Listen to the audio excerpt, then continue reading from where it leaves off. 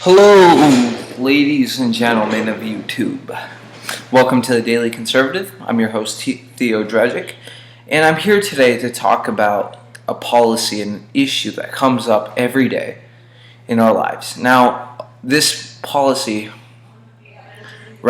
issue divides people because it's something that can't simply be debated by one person. It has to be debated by a group of people. It has to be debated by the majority of the American public because, after all, it is a divisive issue. It's not something that can be taken lightly. It's not, well, the majority of issues present within the United States today can't be taken lightly, but this one specifically has a lot of societal implications that come with it. And usually I come do these videos without much bias. I just read into the facts. I see what the facts have to say. I don't take too much opinions into consideration as I do articles that I read and studies that I find, because after all, these are the studies that give us all the factual information that we need to make a decision about things. So with that being said, this is one issue that I feel personally about. I have a personal connection to it, and it's something that I'm not really too open about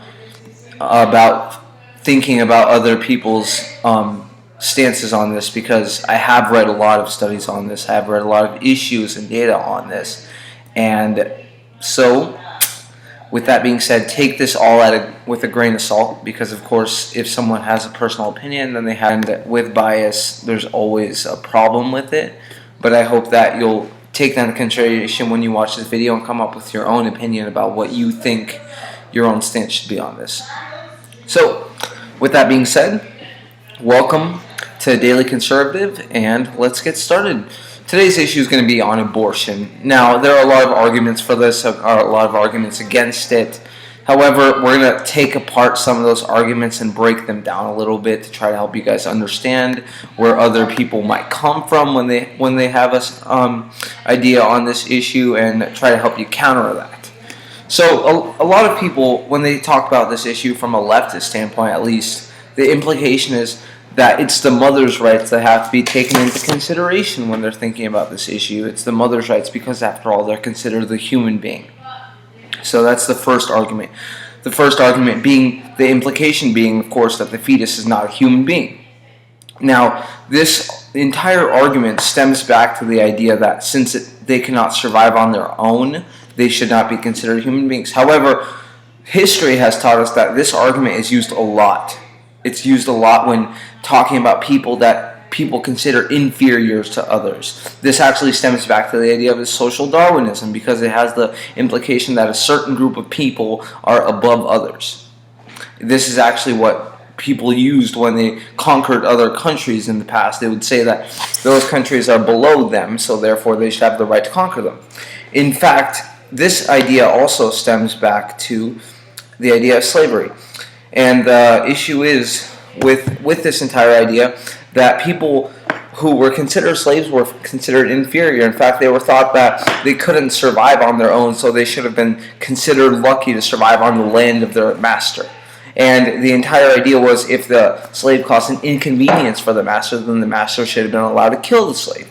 In fact, when we look back at an article published on U.S. history, one of the ideas that was one of the pro-slavery arguments was that slaves are inferior beings. This argument says that even if slavery is cruel and degrading, slaves are not fully human, and so their suffering is as ethically important or unimportant as the suffering of domestic animals, and they do not have any rights that would justify the abolition of slavery. Some people actually took this argument further and said that slaves are beings who are so inferior that they deserve to be enslaved. So we can see that this argument doesn't just pop up on the issue of abortion. It's been present throughout history in the United States. It's not something that's just happened once. However, the implication of this is that certain groups of people belong underneath others. However, the Constitution tells us that every man is equal, regardless of their status. So even if their status is that of them residing within another human being, that does not make them more or less human. Another argument that comes up is that as the left refers to as fetuses, because they use euphemisms to try to hide the fact that they're actually killing human beings. They refer to them as fetuses. They say that these fetuses cannot survive on their own. They don't have the capacity to do so. However, I posed them this question: at what point do fetuses be? At what point are they considered human beings? I'll read some facts published in the New England Journal on conception and what it actually means. So, day 1, conception takes place. 7 days in, tiny human implants in the mother's uterus. 10 days in, mother's senses stop. 18 days in, the heart begins to pump blood that's different than the mother's. 21 days in, pumps its own blood through separate closed circulatory system with own blood type. 28 days, eye, ear, and respiratory systems begin to form. So at 28 days, 1 month into conception, the fetus already has its own eye, ear, and respiratory system, and it has its own blood type that's pumping throughout its body. 42 days in, brainwaves recorded, skeleton complete, reflexes present.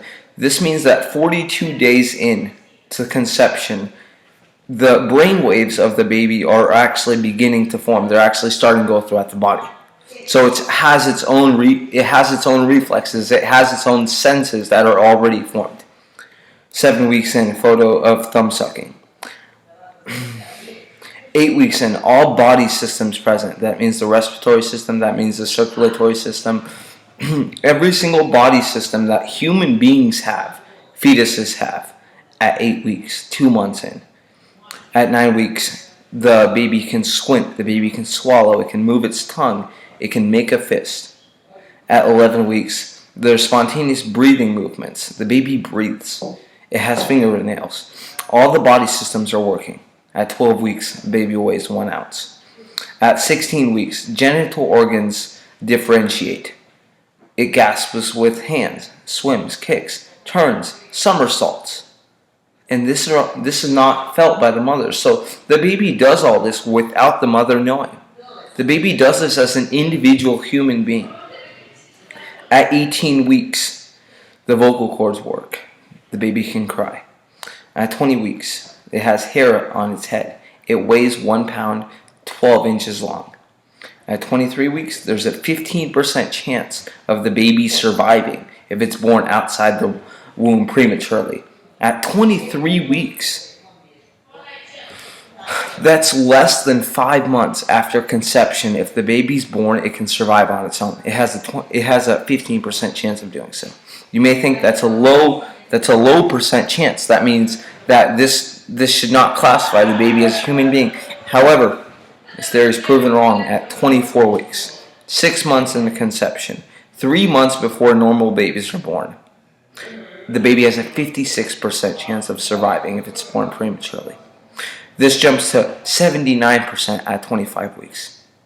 This means that just because the baby's born prematurely does not mean that it should be considered any less human being than normal babies. In fact, Democrats use this a lot. It's partial birth abortion. This means that babies who are born even 1 minute before they're scheduled to be born can be killed using a method where they chop a hole in the baby's head after they pull it halfway through. So what that means is they actually pull it so that just the head is left in the mother's body while the rest of the baby is pulled out of the body. And they put a hole in the back of this baby's head and they suck out the baby's brain using a suction tube. They do this even though the baby can survive on its own outside of the mother's body. Just because they don't consider it a human being. Just because they, who during the slavery period used the argument that the slaves were less human beings than the other humans, just because they who consider the baby less of a human being than the mother can kill the baby. This is sick. This is degrading. This is the same argument that the Nazis used when they put Jewish people in internment camps. This is the same argument that people used during slavery to consider slaves less than human beings. This is sick. The baby can survive on its own at 24 weeks. That is a 56% chance of surviving. And the argument that the left uses for these abortions is that mothers do not have the capacity to buy birth control. So therefore, they should not be considered responsible for their own actions. And what they say when we say responsible for their own actions is, what if it's rape? What if it's incest?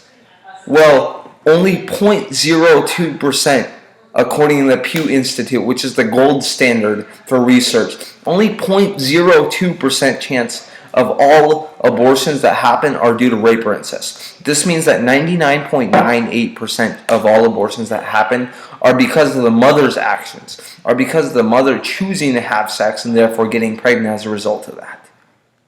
The baby is not the one to blame for the mother's actions. And the baby is not the one to blame even in cases of rape or incest. The baby is just a human being that was born as a result of that. This human being that can circulate its own blood. This human being that has its own brain stem, that has its own brain waves at week 7 as a result of that. This is a human being. This is its own human being that's separate from that of the mother. So, going back to today's controversial topic on abortion, we saw the different argument that the left likes to pose. And we broke those down. And we demonstrated that there is no moral argument for abortion. This is just a convenience argument. The argument that the mother should be able to have a baby at whenever her own convenience is. This is not moral. There's no moral argument. We are not considered anti-woman just because we want a baby to be born. Since the decision on Roe v. Wade, there have been over 1.5 billion children killed as a result of that within the United States.